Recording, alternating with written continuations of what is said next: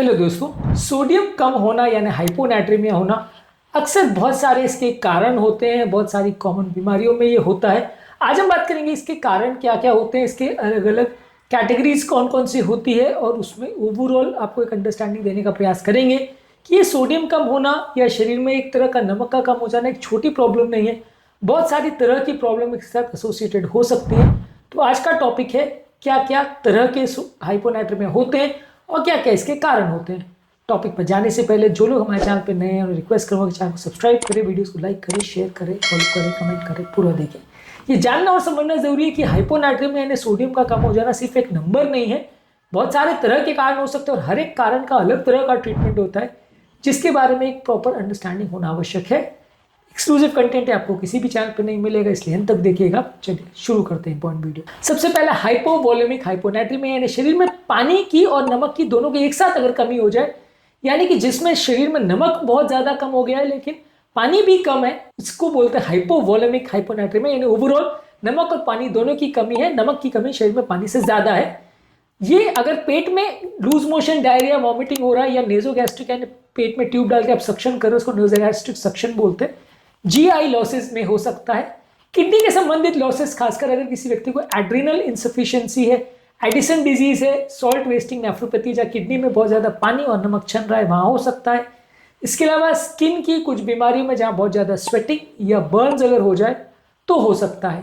इसके अलावा यूवोलेमिक हाइपोनाट्रीमिया जहां शरीर में पानी और नमक दोनों का कॉन्सेंट्रेशन थोड़ा बड़ा है। हाइपोवोलेमिक में क्या था कि पानी और नमक दोनों का लॉस हुआ था, सोडियम की मात्रा ज्यादा लॉस हो गई थी, पानी की मात्रा भी लॉस हुई थी।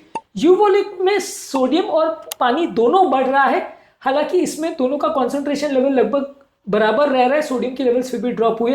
हाइपरवोलेमिक में क्या होता है कि पानी बहुत ज्यादा बढ़ जाता है, सोडियम उतना नहीं बढ़ता है, इसकी वजह से डाइल्यूशन हो जाता है। हाइपोवोलेमिक में क्या है, पानी बहुत कम हो रहा है, हाइपरवोलिक में पानी बढ़ रहा है, यूवोलिक में दोनों एक तरह से मेंटेन रह रहा है और डाइल्यूशन की वजह से सोडियम कम हो जा रहा है। यहाँ पे जो यूवोलेमिक हाइपोनाट्रीमिया के उसके कॉजेज में आएगा syndrome of inappropriate antidiuretic syndrome यानी SIADH, जो कई तरह के cancer, small cell lung cancer में मिलता है। ब्रेन की कई बीमारियां जैसे अगर लकवा हो जाए, मेनिंजाइटिस हो जाए या ब्रेन में चोट लग जाए तो हो सकता है। कुछ दवाइयों के साइड इफेक्ट से जैसे कार्बामेजेपिन, साइक्लोफॉस्फामाइड और सिलेक्टिव सीरोटोनिन रीअपटेक इनहिबिटर्स यानी SSRI जो साइकेट्रिक बीमारियों में दिया जाता है, उससे भी हो सकता है। इसके अलावा एक होता है साइकोजेनिक पॉलीडिप्सिया जहां आदमी बहुत ज्यादा पानी पीता है जिससे ब्लड डाइल्यूट हो जाता है। एक होता है हाइपोथायरॉयडिज्म की बीमारी जहां थायराइड प्रॉब्लम से होता है, और एक एड्रिनल इंसफिशिएंसी में जहां बॉडी में एड्रिनल हार्मोन की कमी की वजह से हाइपोनाट्रीमिया होता है। यहाँ पे भी यूवोलेमिक हाइपोनाट्रीमिया होता है। अब बात करेंगे हाइपरवोलेमिक हाइपोनाट्रीमिया का है। यहाँ पे नमक नहीं बढ़ रहा है लेकिन पानी बहुत ज्यादा बढ़ जा रहा है, जिसकी वजह से ब्लड डाइल्यूट हो जा रहा है। ये होगा हार्ट फेलियर में जहां बॉडी के प्रॉब्लम्स की वजह से पानी शरीर में बहुत ज्यादा बढ़ जाता है, रेनिन एंजियोटेंसिन सिस्टम एक्टिवेट हो जाता है। लिवर का फेलियर है, यानी कि अगर पोर्टल हाइपरटेंशन हो रहा है तो ऐसा हो सकता है। किडनी में अगर बहुत ज्यादा प्रोटीन चल रहा है तो इसकी वजह से हाइपोएल्बुमिनेमिया होता है, उसकी वजह से पानी भर सकता है। और क्रॉनिक किडनी की कोई भी बीमारी में अगर पानी एक्सक्रीशन अगर कम हो जाए और पानी शरीर में भर जाए तो भी डाइल्यूशनल हाइपोनाट्रीमिया हो सकता है। तो यहाँ पे जो हाइपरवोलेमिक में इसमें पानी बढ़ जाने से सोडियम डाइल्यूट हो गया, हाइपोवोलेमिक में सोडियम ज्यादा निकल गया, पानी भी निकला लेकिन सोडियम बहुत ज्यादा निकल गया। यूवोलेमिक में दोनों बढ़े लेकिन पानी ने एक्सीड कर लिया, सोडियम कम पड़ गया। तो यहाँ पे ये डिफरेंस को समझना जरूरी है, हर एक के अलग अलग तरह के कारण होते हैं। इसके अलावा कुछ पेशेंट्स को पोस्ट ऑपरेटिव हाइपोनाट्रीमिया हो सकता है, जहाँ पे post operative anti diuretic hormone body में ज्यादा बन जाए, जिसकी वजह से हो सकता है।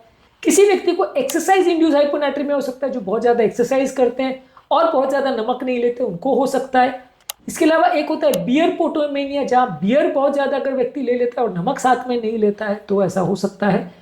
ये भी एक कॉमन बीमारी है जहां बियर की वजह से ब्लड डाइल्यूट हो जाता है और सोडियम लेवल्स कम हो जाते हैं। जब कभी भी इस तरह के पेशेंट को आप असेस करिए, उसकी हिस्ट्री देखिए प्रॉपर कि उसको क्या लक्षण है, हाइपोनाट्रीमिया के फीचर्स हैं कि नहीं। कई बार इस तरह के पेशेंट में बहुत ज्यादा कमजोरी, सुस्ती का एहसास, मिर्गी हो सकती है, मानसिक संतुलन बिगड़ सकता है। उसके बाद आप पेशेंट से पूछने का प्रयास करिए कि वो पानी कितना ले रहा है, नमक कितना ले रहा है, कौन सी मेडिसिन पे, कौन सी कोमॉर्बिड कंडीशंस है। बाद में आप पेशेंट का लैब इवैल्यूएशन करिए, जिसमें ब्लड का आप देखिए सोडियम कंटेंट कितना है, यूरिन का सोडियम कितना है, ब्लड का वॉल्यूम कितना है, यूरिन का वॉल्यूम कितना है, यूरिन का ऑस्मोलैरिटी कितना है। ये सारी चीजों को चेक करिए और फिर उसके बेसिस पे जो आपको कारण मिलता है उसमें आपको चेक करना है। यदि अगर हाइपरवोलेमिक है तो उसमें आपको पेशाब बढ़ाने की जरूरत है, यदि अगर हाइपोवोलेमिक है तो वहाँ पे आपको पानी ज़्यादा देने की ज़रूरत है, नमक भी देने की ज़रूरत है। यूवोलेमिक में कारण को ठीक करने की ज़रूरत है जिसकी वजह से हो रहा है। हाइपोनाट्रीमिया का मैनेजमेंट कैसे करते हैं इसको ऑलरेडी हमने अलग अलग वीडियोस में डिस्कस किया, इसको भी ज़रूर चेकआउट करें। काफ़ी इंपॉर्टेंट है, काफ़ी कॉमन समस्या है, अलग अलग कारणों से होती है, इसलिए इसको जानना और समझना ज़रूरी है। हाइपोनाट्रीमिया पे हमारे बाकी वीडियोस भी चेकआउट करें। पोटाशियम और फास्फोरस पर भी हमने अलग अलग वीडियोस की, इनको भी ज़रूर चेकआउट करें।